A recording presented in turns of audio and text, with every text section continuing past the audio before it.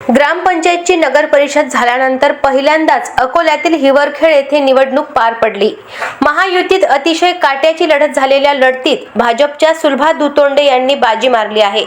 त्या पहिल्या नगराध्यक्ष म्हणून निवडून आल्या आहेत। शिवसेना शिंदे गटाच्या घुंगड यांचा त्यांनी पराभव केला। हिवरखेडमध्ये दिग्गजांच्या सभा पार पडल्या। यामध्ये मुख्यमंत्री देवेंद्र फडणवीस यांनी ही सभा घेतली, तर उपमुख्यमंत्री एकनाथ शिंदे यांनी फोन करून सभा घेतली।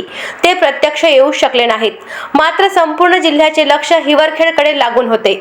माझा विजय झाला त्याबद्दल मी जनतेला फार आभार मानते, कारण की त्यांच्यामुळेच मी आज विजय झालेली आहे।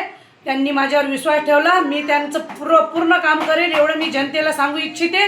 माझ्या पुढे कोणतीच टक्कर नव्हती, मला माहीत होतं की मी येणार होतीच, म्हणून मी विजय झालेली आहे जनतेच्या बद्दलच।